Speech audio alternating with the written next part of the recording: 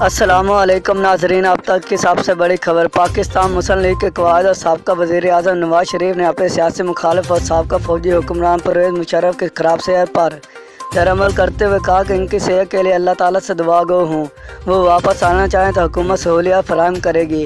سماجی رابطے کی ویب سائٹ ٹویٹر پر جاری اپنے بیان میں سابقہ وزیر اعظم نواز شریف نے کہا کہ میری پرویز مشرف سے کوئی ذاتی دشمنی یا عنایت نہیں ہے۔ قائد مسلم لیگ نے مزید کہا ہے کہ میں نہیں چاہتا کہ اپنے پیاروں کے بارے میں جو صدمے مجھے سہنا پڑے وہ کسی اور کو بھی سہنا پڑے۔ نواز شریف کا کہنا تھا کہ ان کی صحت کے لیے اللہ تعالیٰ سے دعا گو ہوں، وہ واپس آنا چاہیں تو حکومت سہولیات فراہم کرے۔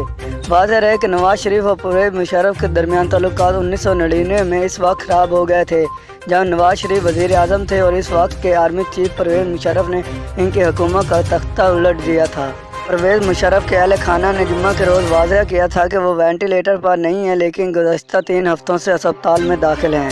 سماجی رابطے کی ویب سائٹ ٹویٹر پر جاری بیان میں خواجہ آصف نے کہا کہ جنرل پرویز مشرف کی خراب صحت کے پیش نظر ان کو وطن واپس آنے میں کوئی رکاوٹ نہیں ہونی چاہیے۔ ماضی میں ان کے واقعات کو سلسلے میں منع نہیں ہونا چاہیے۔ وزیر دفاع سابقہ آرمی چیف کے لیے دعا صحت کرتے ہوئے کہا کہ اللہ ان کو صحت دے اور وہ عمر کے اس حصے میں وقار کے ساتھ اپنا وقت گزار سکیں۔